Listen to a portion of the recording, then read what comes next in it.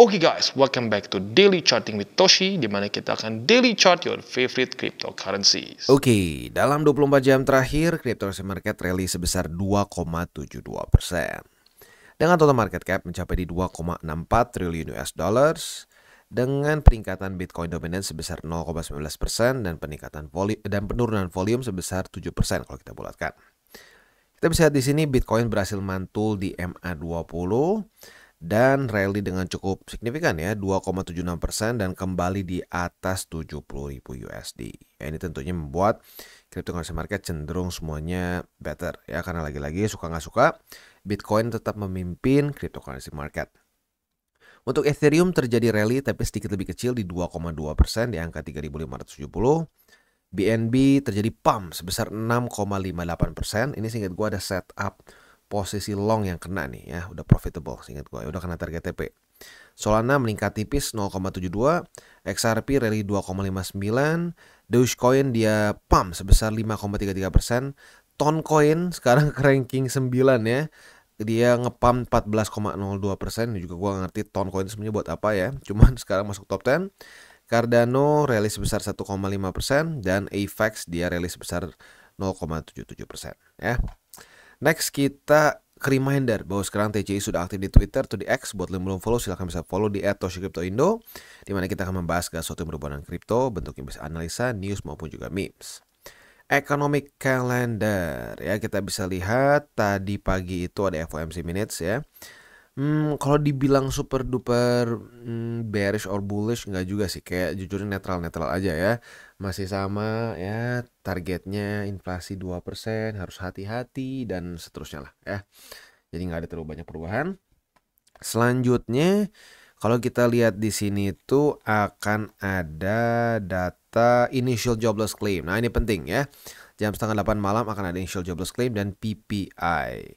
Untuk initial jobless claim udah hafal ya, harapan kita supaya dia itu lebih tinggi daripada ekspektasi. Karena kalau sudah mulai ada peningkatan pengangguran di US, itu akan membuat pressure ke Jerome Powell dan teman-teman ya. Seperti kita tahu, the Fed kalau semakin banyak pengangguran, dia harus pelan-pelan menurunkan interest rate ya, supaya ekonominya tidak tercekik. Next, PPI. Untuk PPI ini harapan kita adalah supaya dia itu lebih rendah daripada ekspektasi ya. Karena lower than expected reading should be taken as negative or bearish for USD. Jadi harapan kita adalah dia lebih rendah daripada 0,3%. Next, malamnya lagi udah cuma itu aja. Jadi itu yang harus kita perhatikan. Ingat ini jam 7:30 malam ya. Jadi buat lo yang punya posisi futures sudah dekat-dekat jam segini nanti ya, pertimbangkan untuk tutup posisi just in case volatility-nya tidak sesuai dengan harapan kita. Next kita geser ke news dan Bitcoin ETF akan launch di Hong Kong ya.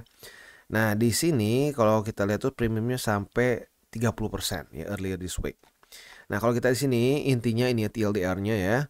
Hong Kong kemungkinan besar Hong Kong akan mengapprove spot Bitcoin ETF ya as early as next week ya. Nah, fundnya ini akan menjadi alternative offering untuk Chinese investor yang reluctant untuk invest di domestic real estate dan stock. Seperti yang kita tahu, real estate di Cina sedang berantakan. Itu drop harganya udah sampai kayak kripto ya. Dropnya udah sampai 40-50% ya, gila banget ya. Dan saham ya memang sudah dari dulu terkenal di Cina itu mereka cenderung malas untuk invest di saham sendiri karena ya lu tahu pemerintahannya ya, bisa tiba-tiba Jack Ma begini begitu ya. Kayak maksudnya di US jelek-jeleknya tuh nggak mungkin ya, kayak sulit lah gitu untuk pemerintahnya tiba-tiba dalam tanda kutip menculik ya Elon Musk atau siapa Jeff Bezos gitu. No, very highly unlikely. Tapi di China ya, makanya stocks tuh jadi kinda sketchy gitu ya. Karena ya bisa intervensi dari negara itu sangat tinggi ya. Nah, selanjutnya tetapi menurut expert di sini ya, K33 analyst menyatakan bahwa jangan expect flow sebesar US ya, tetapi akan lumayan populer, tapi jangan berpikir sampai sebesar US. We'll see ya. Menurut gue ini salah satu juga yang menjadi penyumbang kontribusi Bitcoin berhasil mantul di MA20. Next kita geser ke ini analisis di Twitternya, apa gue lupa malah ya. Untuk di Twitter sendiri sih sebenarnya Bitcoin dominan sih sebenarnya ya. Bisa juga sih Bitcoin dominan sih sekarang lagi sepertinya mau kembali ke ya mendominasi ya, Bitcoin dominance kembali mau mendominasi. Apakah ini pertanda bahwa altcoin season lagi-lagi tertunda? Ya, nanti kita bahas detail di belakang. Untuk sekarang kita lihat dulu TA. Bitcoin berhasil mantul di MA20. Jadi lagi-lagi tidak random ya. Aset apapun tuh cenderung mengikuti TA. Tinggal apakah rapi atau enggak tuh seringkali tergantung sama news. Kalau newsnya ada yang menggemparkan gitu ya, ya itu mungkin TA akan bisa less accurate begitu. Sama kayak gini deh. Sama kayak misalkan lu tuh lu pakai mobil gitu ya, pakai mobil waktu lagi hujan badai, ya kemungkinan kecelakaan lebih gede, ya mirip lah ya. Kalau lu TA ya, kalau lagi lagi sunny gitu ya, lagi nggak hujan badai gitu ya, semua visibility oke, ya lu pakai mobil cenderung lebih aman lah, kemungkinan untuk kecelakaan lebih kecil. Tetapi saat lu pakai mobil lagi hujan badai, lagi topan ya, puting beliung gitu ya, nah, mungkin akan mirip-mirip kayak TA dipakai saat lagi ada news besar gitulah. Itu analogi yang paling gampang menurut gua. Tapi bukan berarti mobil jadi nggak guna saat ada topan gitu, tetap kita bisa pakai, cuman ya harus sesuai dengan kegunaannya begitu ya. Next kita bisa lihat di sini ya, Bitcoin berhasil mantul di MA20 dan reclaim 70.000, which is quite good. Tinggal sekarang PR-nya adalah menjadikan 70.000 sebagai support, karena terakhir saat reclaim di tanggal 8 April dia gagal mempertahankan 70.000 sebagai support. Ya, semoga hari ini dia bisa bertahan di sini dan lanjut membuat higher high. Ya, kalau sampai itu terjadi, asik ya. Nah, buat yang kemarin sudah akumulasi nih, waktu Bitcoin tiba-tiba drop lumayan signifikan ya 2 hari ke belakang ini. Pasti asik. Kenapa? Karena ya lo lihat sendiri lah ya, Ethereum, Cardano, BNB semuanya nge-wake ya. Nah, buat lo yang sudah pasang, ya udah profit sekarang gitu. Jadi lagi-lagi reminder ya, pasang buy limitnya, jangan cuma dilihatin terus tapi nggak dipasang-pasang ya. Jadi itu selanjutnya kita lihat ke sini. Nah, ini cukup aneh. Indeks dolar ngepam. Loh, Bang, katanya indeks dolar kalau dia lagi naik, kripto cenderung turun. Yes, bener ya. Loh, kok ini naik? Nah, artinya apa? Demand dari Bitcoin besar. Ya, demand dari kripto meningkat, ya, makanya tetap meningkat walaupun indeks dolarnya menguat. Nggak lu Bang. Oke, kita buktiin ya. Aset lain yang pakai pairnya USD. Kita ambil S&P ya, S&P SPY ya di sini ya. S&P, apa yang terjadi? Wah, ngedam ya. Apalagi Dow Jones. Bentar. Dow Jones mana Dow Jones ya? Oke. Dow Jones. Wah, ngedam juga. Jadi lagi-lagi ya, ini bukti indeks dolar menguat cenderungnya membuat aset yang di-quote dengan USD melemah. Tetapi tidak semua ya. Ada aja masa-masanya di mana satu aset nggak peduli, pokoknya gue lagi kuat demand-nya. Gitu. Jadi lagi-lagi ya, gue udah bilang nggak selalu, tetapi akan lebih membantu saat indeks dolar melemah. Coba kalau ininya turun ya, kalau ini ngedam, Bitcoin menurut gue bisa lebih tinggi lagi. Begitu, karena lagi-lagi Bitcoin ini di quote-nya dengan USD ya. Oke, next kita masuk ke Bitcoin Dominance. Untuk Bitcoin Dominance dia ngepam juga dan daily close kembali di atas 54,5 ya. Jadi kalau kita lihat di sini sepertinya Bitcoin menguat lagi ya. Next resistance adalah di daerah sini ya, di 54,92 dan di atasnya lagi sedikit yaitu di 55,13 ya. Nah, itu yang menjadi hambatan lagi untuk Bitcoin Dominance. Next kita akan masuk ke buy limit, tetapi sebelum kita masuk ke buy limit, gue akan disclaimer dulu bahwa semua konten DTCI bukanlah financial advice. Ini semua bentuknya adalah edukasi. Lalu bagaimana cara untuk mendukung DCI? Ada banyak caranya, lu bisa like our video, bisa share our video, atau juga bisa menggunakan link referral kita di bawah. Dan sekarang kita akan dengar loop saham-saham dari sponsor kita pada hari ini. Oke, today's video is brought to you by Coinex. Dimana Coinex ini salah satu exchanger yang menurut gue cocok banget untuk newbie sampai ke advance. Buat para newbies, lu bisa menggunakan swap ya. Swap ini buat orang-orang yang mungkin, bang, gua mau DCA murni, gua pusing, udah pernah cobain TA ya dan seterusnya, nggak ngerti-ngerti gitu ya. Tapi gua nggak mau ketinggalan momentum cycle ini. Lu bisa tinggal, misalkan lu pengen akumulasi Bitcoin dari USDT, lu bisa misalkan ke BTC, lu tinggal masukin aja berapa. Misalkan lu pengen seminggu sekali $100 gitu ya. Lu tinggal masukin $100. Voila, ya tinggal swap, as easy as that. Itu buat yang newbies. Tetapi buat yang intermediate sampai advance seperti spot, margin trading, dan juga futures di sini semua lengkap ya. Di sini untuk futures marketnya sendiri kita bisa lihat ya, ada USDT dan USDC ya. Jadi buat lu para pengguna USDC yang mungkin jujurnya sedikit kayak anak tiri ya, di mana-mana pakai USDT ada, di sini ada juga USDC. Dan selain dari itu juga buat lu yang sudah akumulasi nih ya, kita sudah masuk arguably mungkin udah mendekati ke tengah bull market. Tentunya sudah mulai banyak akumulasi Bitcoin, Ethereum, dan berbagai macam alts belakangan ini ya. Nah, buat lo yang pengen dapat interest atau dapat yield dari token yang sudah lo beli atau koin yang sudah beli, bisa pertimbangkan untuk menggunakan CoinEx karena kita bisa di sini ada berbagai macam kripto yang kita bisa dapatkan yieldnya. USDT 7-day APY-nya sampai 10%, AVAX 0,37, BTC 0,25, dan seterusnya. Ya, jadi buat lo yang tertarik untuk mendapatkan yield juga bisa menggunakan CoinEx ya. Dan juga di sini akan terus ada promotions yang terus diupdate, ada airdrop station dan seterusnya. Jadi buat lo yang belum punya akun di CoinEx, boleh pertimbangkan untuk menggunakan link referral kita di bawah. Dan kita mulai dulu dengan Bitcoin. Untuk Bitcoin berarti buy limitnya itu kembali aktif ya. Buy limit pertama di 70.000, buy limit kedua itu di MA20 di angka 69.000, dan buy limit ketiga di 67.610. Kalau kemarin pasang, kena dua-duanya buy limitnya ya. Makanya sekali lagi ya, dipasang buy limitnya, jangan cuma diliatin.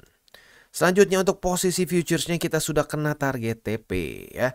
Target TP di 70.000, kita kemarin buka di angka 68 ribuan ya. Itu berarti kita dalam kondisi sudah profit sebesar 1,9%. Asik ya. Di hari yang sama langsung kena target TP. Untuk posisi shortnya belum ada setup ya, karena kemarin langsung reclaim. Next kita geser ke Ethereum. Untuk Ethereum dia itu dalam kondisi yang lumayan juga ya, lumayan bagus. Dia berhasil menembus bukan menembus MA, tapi menembus resisten di 3.521. Dia reclaim. Untuk posisi spotnya berarti buy limit ke berapa nih? Buy limit ke sini berarti buy limit kedua ya. Buy limit kedua kembali aktif lagi di angka 3.521. Sementara buy limit ketiga masih cukup jauh di bawah di angka 3.386. Itu untuk posisi spot di Ethereum. Untuk posisi futuresnya buat yang buka posisi long kemarin di MA50, congrats sudah profit ya, walaupun nggak terlalu gede tapi lumayan lah. Nyaris 0,7% ya. Nah, untuk posisi shortnya apabila terjadi retest 1, retest 2 di 3.639, kita bisa buka posisi short dengan target TP di 3.521 ya. Itu kurang lebih setup di Ethereum. Next kita geser ke Cardano. Untuk Cardano buy limit 2 dan 3 kemarin sudah kena harusnya ya. Buat buy limit ketiga itu udah profit di 3,21%. Buat di buy limit ke ini ya nggak terlalu gede, tapi oke ya, dua-duanya kena. Jadi buy limitnya masih kembali aktif ya, di buy limit kedua di 58 sen dan buy limit ketiga di 56 sen. Itu untuk posisi spot di Cardano. Untuk posisi futuresnya apabila hari ini terjadi retest kedua di 58 sen sebagai support, kita bisa buka posisi long dengan target TP di angka 59 sen. Sementara untuk posisi shortnya tinggal kita balik saja logikanya. Retest 1 ya, di sini ke pecat sedikit. Retest 1, retest 2 di 59 sen sebagai resisten. Kita bisa buka posisi short dengan target TP di 58 sen ya. Next kita masuk ke BNB. Dan untuk BNB di sini posisi long kita sangat profitable ya. Di sini kita bisa lihat retest 1, retest 2 di MA20 sebagai support. Dia nge-pump dan langsung mengantongi profit nyaris 6% ya. Asik banget, cuma nunggu sehari lebih dikit ya. Kayaknya nggak sehari lebih dikit deh. Sehari langsung kena ya. Di hari yang sama langsung kena. Asik banget ya. Nah, itu untuk posisi longnya. Posisi shortnya sudah terjadi retest 1, retest 2 di 613,7 sebagai resisten ya. Artinya kita sudah punya juga posisi short. Nah, posisi short kita ini target TP-nya di MA20 ya, di angka 524,1. Itu untuk posisi futuresnya. Untuk posisi spotnya, buy limitnya semua ya masih aktif ya. Buy limit pertama di MA20, buy limit kedua di MA50 atau di 522 ya struktur. Dan buy limit ketiga jauh di bawah di angka 401,4. Itu untuk posisi spot di BNB dan ya gila ya BNB ya. Kayak paling nggak ada obatnya jujurnya. Ini sekarang lebih gila, lebih bullish daripada Solana bahkan. Next kita geser ke Solana. Solana seperti yang gue bilang ya nggak sebullish BNB. Kemarin tuh dulu kuat banget duaan ya, tetapi BNB masih berhasil bertahan di atas dari MA20.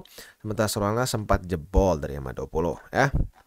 Untuk buy limit, dia tersisa di buy limit ketiga di 669,63. Itu untuk posisi spot di buy limit terakhir di Solana ya, harus sudah kena karena sudah 2 kali ke retest ya, 2 hari berturut-turut. Untuk posisi futuresnya kita sudah punya posisi long yang sudah profit sekarang ya. Retest 1, retest 2 di 669,63. Sekarang floating profit 1 dolar, $1, 1,64% ya. Nah, target TP-nya bisa di sini di 181,33. Nah, sekali lagi untuk posisi futures ini gue ingatkan, malam ini akan keluar beberapa data penting setengah 8 malam.